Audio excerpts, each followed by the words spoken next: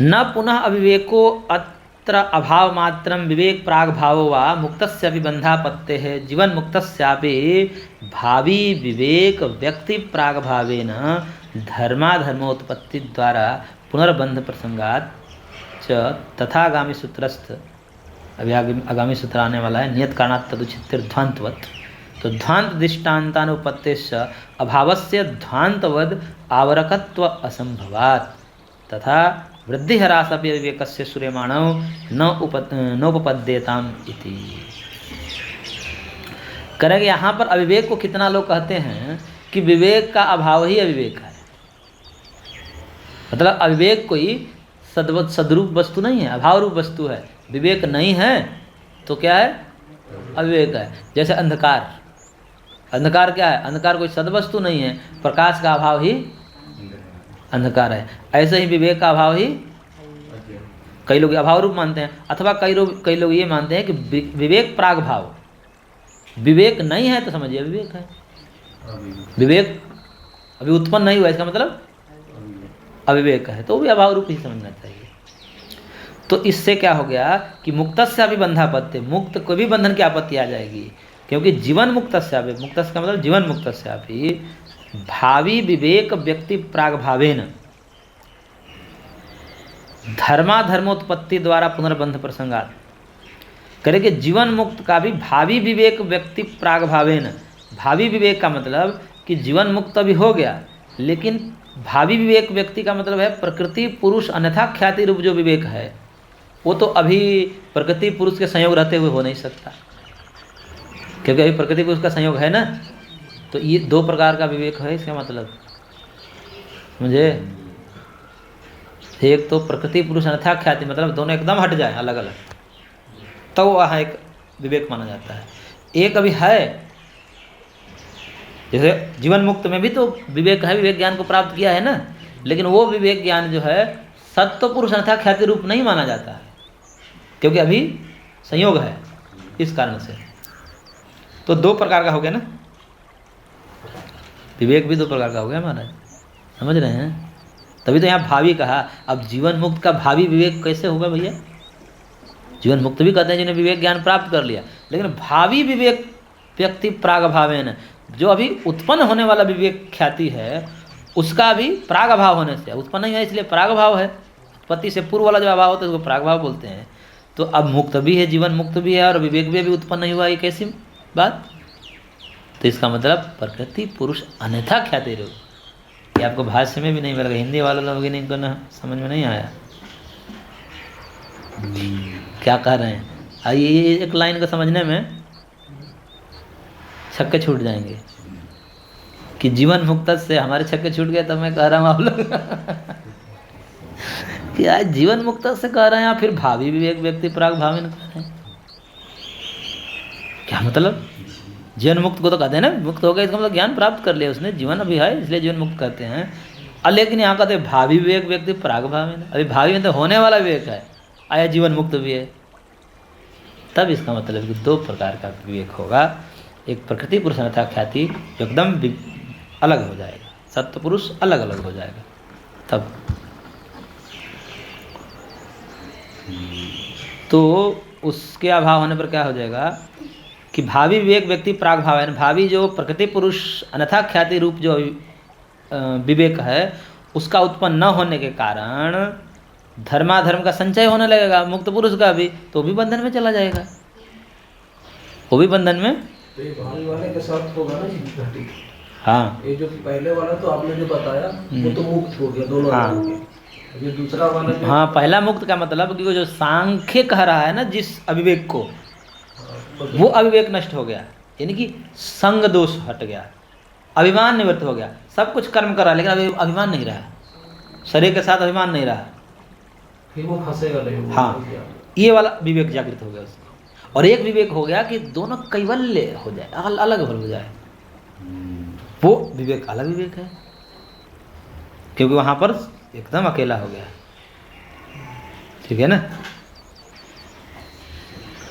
तो जो जीवन मुक्त पुरुष होता है उसको बाद में फिर अलग से दूसरा कुछ विवेक होता है क्या?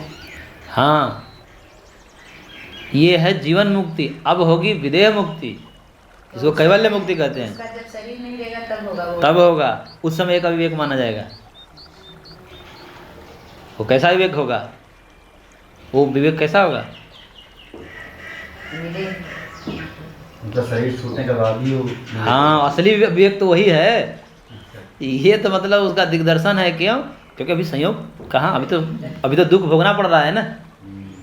इस कारण से असली वाला विवेक जो इसको अविप्लवाख्याति, क्या सूत्र है पूरा वो? विवेक ख्याति अविप्लवाहानोपाय। वही वाले असली जब एकदम अलग हो जाएंगे तो स्फुट विवेक ज्ञान होगा, वही समस्त दुखों का नाश कर देगा। क्योंकि अब जन्म ही नहीं होगा, विभाग हो गया प्रकृति पुरुष का। और प्रकृति पुरुष का विभाग हो गया तो अब कहाँ से दुख योग होने वाला था? अभी दुख योग था, अभी विवेक ज्ञान हुआ था, फिर भी दुख हो रहा था प्रारब्ध के कारण। तो इसको तो प्रधान रूप से वो अभी विवेक नहीं मानेंगे जो वो कहा गया है योग दर्शन में।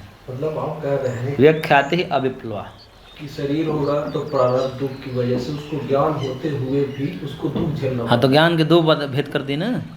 एक अभी जो हुआ है, इसको अभी जो दुख हो, मतलब विवेक ज्ञान प्राप्त कर दिया, इसका मतलब संग दोष हट गया, आसक्ति हट गई, अभिमान हट गया। और जिस अविवेक को सांख्य कह रहा है वो यही वाला है, अभिमान रूपी, वो हट गया है। लेकिन योग जो कह रहा है उससे आगे की बात कहता है थोड़ा, वो एकदम विभाग हो जाए। अभी तो संयोग था, जब प्रारब्ध को भी भोग लेगा तो प्रारब्ध को भोगने के बाद शरीरपात हो जाएगा तो प्रकृति भी जो है, बुद्धि भी अपने कारण में लीन हो जाएगी, कारण में लीन हो जाएगी। तब स्फुट विवेक ज्ञान है और वही समस्त दुखों का कारण है, वही मोक्ष का हेतु है। देख रहे हैं? अभी इसका मतलब कुछ समझे ही नहीं थे, लगता है ना कुछ बातें अब गहरी हो रही है। अभी तो ऊपर ऊपर से हैं। मुक्ति वाली कठिन है। कठिन नहीं है, एक बार बैठ जाए ना तब थोड़ी सरल है। खाली ज्ञान से ही मुक्ति है, कुछ नहीं करना है,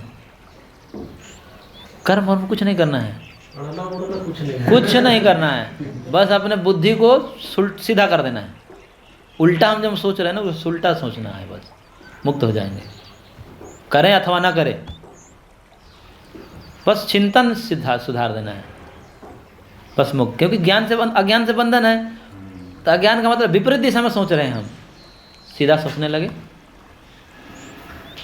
सोचा हुए तो है, मन का लगाव है तो संसार की तरफ लगा हुआ है, भगवान की तरफ ऐसे लगा दीजिए। ऐसे करना है, बस मुड़ जाना है ऐसे, बस हो गए। सन्मुख होई जीव मोहि जबहि, जन्म कोटि अघना सही दबहि। अरे बस घूम जाओ, कुछ नहीं करना है। अब वो घूमने में ही हमें प्रयत्न लग रहा है, घूमना इधर तो मजा आ रहा है।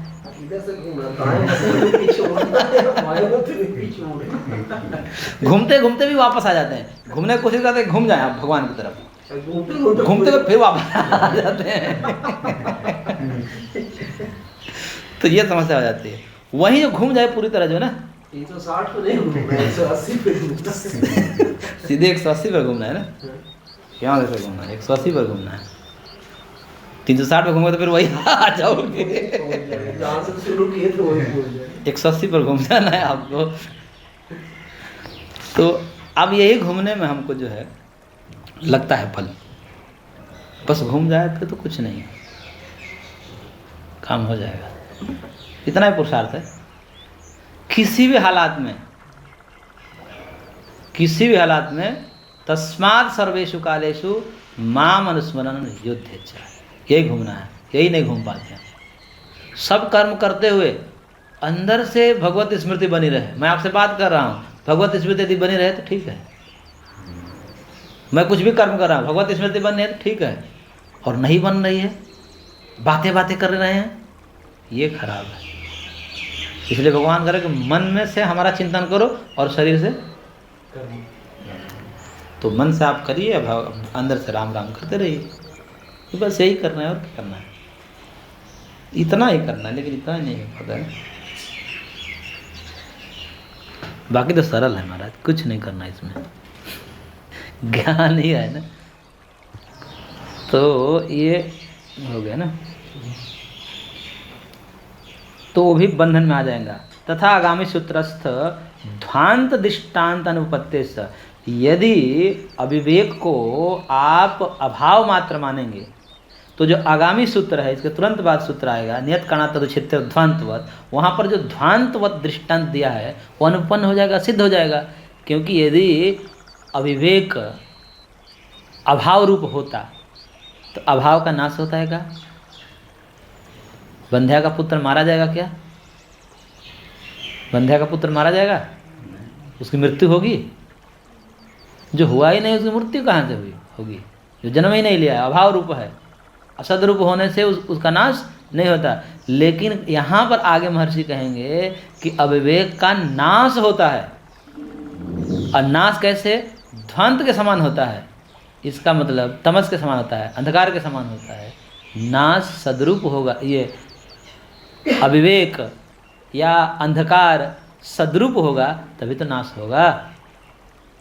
यहाँ पर नैयायिकों में और यहाँ पर मतभेद है। नैयायिक जो है तमस को, अंधकार को अभाव रूप मानते हैं, भाव रूप नहीं मानते। वो कह रहे हैं कि ये तमस जो है कोई द्रव्य नहीं है, प्रकाश का अभाव है। ये कहते हैं कि तमस भी द्रव्य है, अंधकार भी एक पदार्थ है। क्यों? क्योंकि महर्षि ने कहा है ध्वांतवत, ध्वांत के समान नष्ट होता है अविवेक।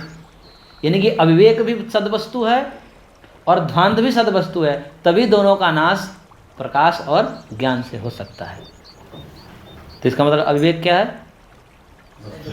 सद्वस्तु है, और अंधकार क्या है?